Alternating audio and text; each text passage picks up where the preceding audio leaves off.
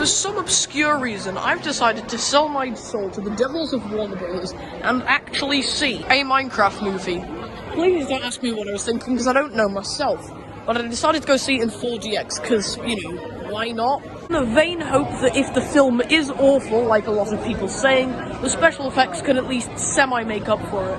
Either way, I will review the film the second I come out, and I'm also going to try and record I Am Steve, if possible. Also, I'm sorry this video is, I think, only going to go up in 1080p, because I can't use, because I'm in a cinema, I can't use my main camera that I would normally use for filming at home.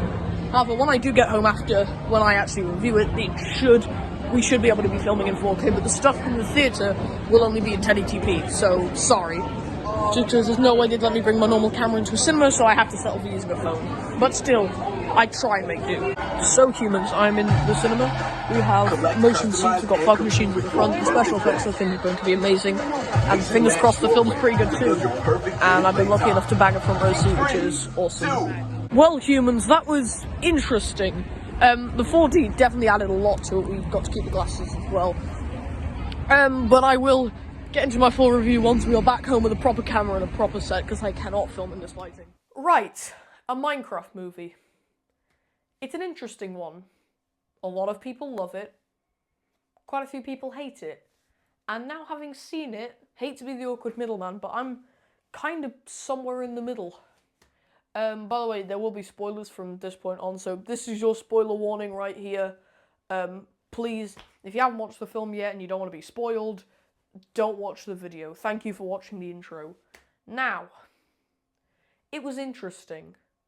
There were aspects that I really, really loved, and there were also aspects that I weren't quite as fond of. But I think the core message behind it, I think was really good.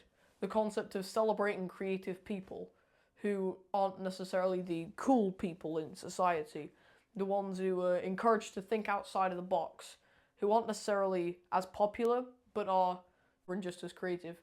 That was the core driving factor behind the film, and I love that. Probably because it applies to me quite a lot.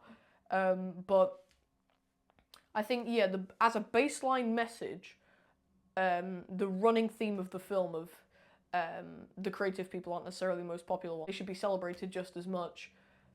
That I loved, and I think that should be encouraged more in more films, and not just necessarily in films, in lots of different types of media. But I think the execution was odd. Not necessarily bad, it was just an odd choice. Obviously, the gold-plated, diamond-encrusted elephant in the room, why wasn't it animated? I don't know. And I think they could have had the same set of characters enter the virtual world. Probably even kept Jack Black voicing Steve. I think that would have been great. But yeah, I think when we initially saw the trailers and everyone was like, what? We've got live action people in a CGI, what? Why? I was one of those people as well. I didn't think it made sense at all. But now having seen it, I've grown to like it. Which I never thought I would, but I kind of do. Once you've been watching it for a couple of minutes, you kind of get used to this idea of these perfect, normal-looking human beings dropped into this blocky, CGI-looking world. And first things first, whilst the designs are odd, the CGI is very good quality. It's just a shame that the animal design's a bit weird. But the actual quality of the CGI is brilliant, and I believe most of it was shot in New Zealand, probably at Weta Workshops, which Weta have some of the best quality sets of any production company in the world. For example, Lord of the Rings. Also, I did watch it in 4D, meaning our seats moved. There were special effects like snow, wind, lots of smoke effects, water, and also it was in 3D, so they let us keep the glasses. And as far as 3D glasses go, these are good. So shout out Realty, you make good 3D glasses. Now, on to the things I am less fond of. First of all, Jack Black is round. He's a very round man, and sorry, and the choice to put a round man like Jack Black in a very blocky world was odd. But like I said earlier, you do get used to it. Now, lots of people are saying the acting quality, not good. And I think In the beginning, I can kind of see that, but it gets a little bit more the acting gets a little bit more convincing the further you go into the film, which is good. And also, there was quite an odd side plot of the deputy head of the main character's school trying to get it on with a villager.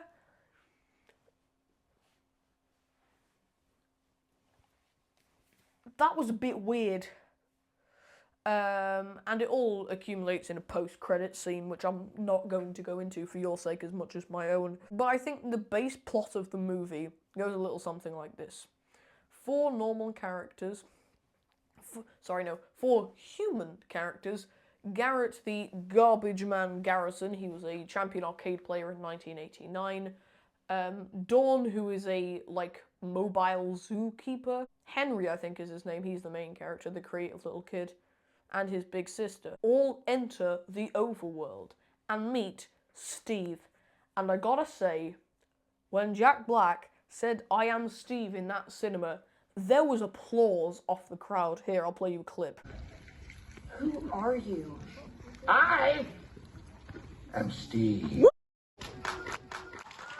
Those felt like the cinema moments you live for.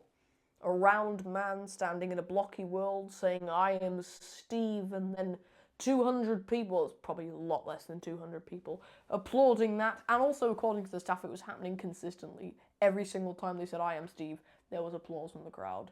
And it's not the first, and it's not the only time that happens during the course of the film. But essentially, these four human characters meet Steve, who explains the mechanics of the overworld. And then we discover what the Nether is. Now, Steve has a pet dog. Steve visits the Nether, and his dog is captured by, I guess, the Seer? I can't remember her name. But she is the queen, I guess, of the Nether. And she kidnaps his dog because she wants to seize this orb known as the Orb of Dominance. Now, this is a very, very powerful orb. And this queen of the Nether wants to destroy all creativity in the world, and the Orb of Dominance somehow gives her the power to do so. So eventually she sets Steve on this mission to find the Orb of Dominance and bring it to her in exchange for his kidnapped dog. Now Steve explains his conundrum to our four main characters, and they have to try and help him get the Orb of Dominance to trade for his dog. Now, Steve came across the Orb of Dominance in the real world, as he was originally working a 9-to-5 office job before he decided to enter the game. And he kept this, possibly the most powerful orb in the universe, under his bed. I did find it quite funny, though, because they say it's an Orb of Dominance, but the running joke throughout the film is it's a cube, not an orb. Steve ends up saying, this is the most powerful cube-shaped orb in the world, and weirdly, that was one of the best jokes in the film. But eventually, the portal that transported our main characters to the overworld is destroyed. But it turns out the key to unlocking the portal is also the Orb of Dominance. So they need to find a way of getting Steve's dog back without trading the Orb of Dominance to the Seer. It's very complicated. And a bit of a weird plot choice, because the Seer isn't really that well known in the games. And the Orb of Dominance isn't also in the main game. It was very weird. However, if you do look inside of a beacon block, the Orb of Dominance is the block inside of the beacon producing the beam of light. That's the only time it appears in the main game. It is in some spin-off games, though. So I think the decision to focus so much on the Seer and the Orb of Dominance was an odd creative decision, because they're not as well known as some of the other items and characters in the game, but it does work better than I think a lot of people thought it would. And also, there's a lot of stuff you expect to see. Them discovering mine carts, how to craft, creepers exploding left, right, and centre, zombies attacking buildings, and trying to attack like towers that the players have built. But I will jump straight to the end, because the main deal is they need to find the Orb of Dominance, which is hidden in a woodland mansion guarded by the Illagers. They need to get the Orb of Dominance, get out there without being caught, and transport it trick the seer into giving Steve's dog back without giving her the Orb of Dominance and using the Orb of Dominance to create the portal to go back home to their normal world.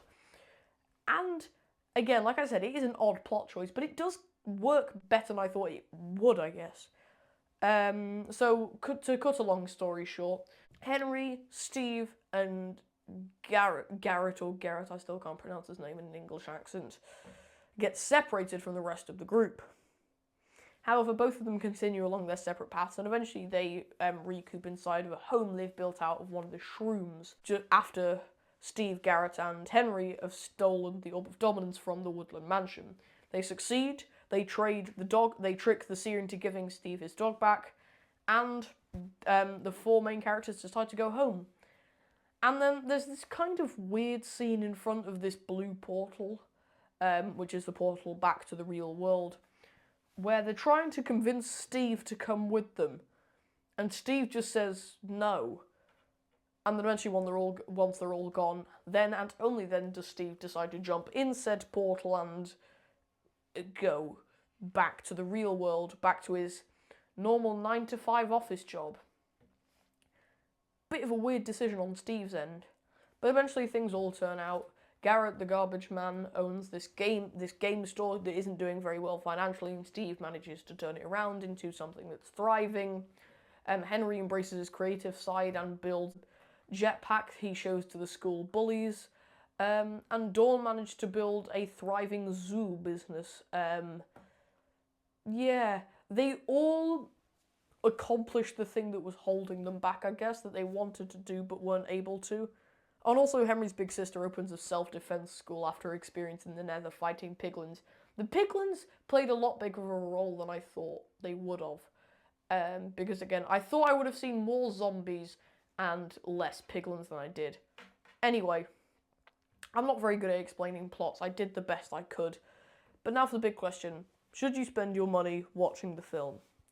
It really depends. If you're a Minecraft fan, I would say yes. If you are not a Minecraft fan, it really depends on how old you are. You know, if you're under, say, 16, I'd say go for it. But if you're over 16 and you're not really that bothered about Minecraft, I wouldn't bother.